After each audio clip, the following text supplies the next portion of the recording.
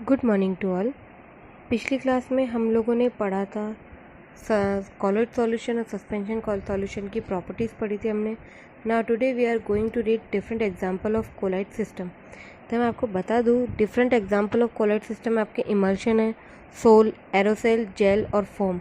इन सब में जो डिस्पर्स फेज और डिस्पर्स मीडियम अलग अलग है। जैसे इमल्शन के अंदर जो लिक्विड है वो डिस्पर्स इनटू अनदर लिक्विड, मतलब दोनों लिक्विड होते हैं, यही एक डिस्पर्स फेज भी और मीडियम भी है। डिस्पर्स फेज मतलब सॉल्यूट और डिस्पर्स मीडियम मतलब solvent. Now we will go read about the uses of colloids.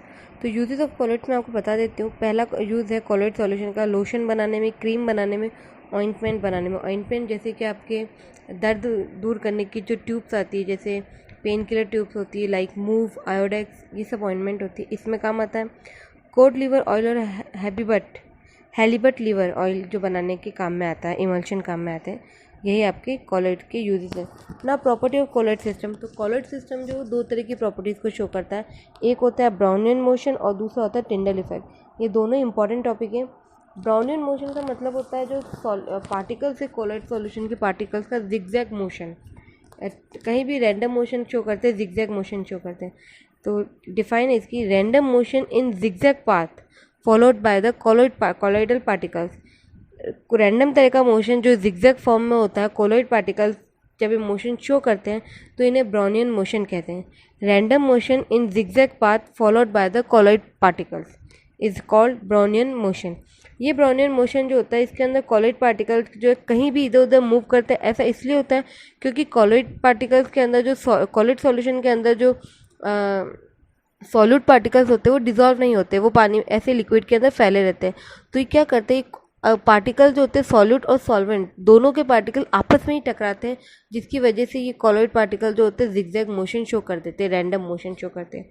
इसे ब्राउनियन मोशन इसलिए कहते हैं क्योंकि ये रॉबर्ट ब्राउन ने डिस्कवर किया था, इसलिए इसे ब्राउनियन मोशन कहते हैं। नीचे रीज़न दिया है कि ब्राउनियन मोशन क्यों होता है। It is due to the collision between the molecules of dispersion medium and the colloid particle. Dispersion medium यानी कि सॉल्वेंट और कॉलॉइड पार्टिकल्स यानी कि सॉलिड पार्टिकल्स के बीच में जो टकराव होता है, टक्कर होती है पार्टिकल्स के, इस पार्टिकल्स की वजह से ही ये जिगजैग मोशन शो करते हैं। नेक्स्ट है आपका टिंडल इफेक्ट। टिंडल इफेक्ट थोड़ा इंपॉर्टेंट, इसे ध्यान से सुनिएगा। जब कोई स्ट्रॉन्ग बीम ऑफ लाइट किसी ट्रू सॉल्यूशन में से पास होती है तो ये उस कंटेनर के बिल्कुल थ्रू आउट निकल जाती है। कंटेनर में कोई लाइट शो नहीं करती बल्कि सीधे कंटेनर से पास हो जाती है। लेकिन if the light is pass through a colloidal solution, अगर यही लाइट किसी कॉलॉइड सॉल्यूशन से पास होती है तो अपने रास्ते को विजिबल बना देती, मतलब रास्ते में रोशनी आ जाती है। ऐसा क्यों करते हैं, इस इफेक्ट को टिंडल इफेक्ट कहते हैं। ऐसा इसलिए होता है क्योंकि it is called due to scattering of light by the colloid particle, क्योंकि जो लाइट की बीम है कॉलॉइड पार्टिकल से टकराने की वजह से फैल जाती है। तो कॉलॉइड पार्टिकल्स क्या करते हैं, जैसे ये लाइट की रेस पार्टिकल्स पे गिरती है, पार्टिकल्स इस लाइट रेस को एब्जॉर्ब कर देते हैं, फिर इस लाइट रेस को फैला देते हैं, और जैसे इस लाइट रेस को फैलाते हैं, स्कैटर करते हैं, यहाँ पर रोशनी क्रिएट हो जाती है। व्हेन पाथ ऑफ लाइट, तो अगर डिफाइन हम टिंडल इफेक्ट की लिखेंगे तो हम लिख सकते हैं when the path of light through the colloid solution is observe by microscope a bluish cone is observe, this cone is called Tyndall effect. तो जब कॉलॉइड पार्टिकल से ये लाइट टकराती है तो यहाँ पर माइक्रोस्कोप से देखने पर आपको एक ब्लू कलर का कोन दिखाई देता है। इस कोन को ही हम टिंडल इफेक्ट या टिंडल कोन कहते हैं, और इस इफेक्ट को हम टिंडल इफेक्ट कहते हैं।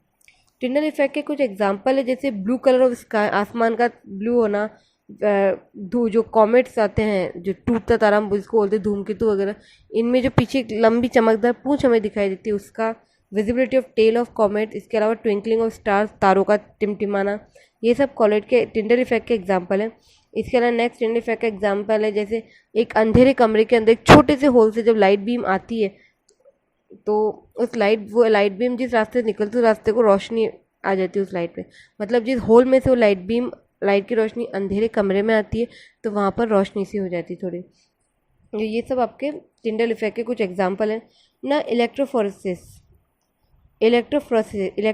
क्या होता है, जब कोलाइड सॉल्यूशन के अंदर इलेक्ट्रिसिटी को पास कराया जाता है तो जो पार्टिकल्स होते हैं कोलाइड पार्टिकल्स के, और नेगेटिव और पॉजिटिव इलेक्ट्रोड के ऊपर कलेक्ट हो जाते हैं। पार्टिकल्स जो है या तो पॉजिटिव इलेक्ट्रोड की तरफ जाते हैं या फिर नेगेटिव इलेक्ट्रोड की तरफ। तो migration of colloid particles toward the opposite charge electrode under the influence of electric field is called electrophoresis. यानी कि कोलॉइड पार्टिकल्स का अपोजिट चार्ज इलेक्ट्रोड की तरफ जाना इलेक्ट्रिसिटी की प्रेजेंस में, जब इलेक्ट्रिसिटी उस सॉल्यूशन में हम प्रोवाइड करा रहे तब, इस प्रोसेस को हम कहते हैं इलेक्ट्रोफोरेसिस।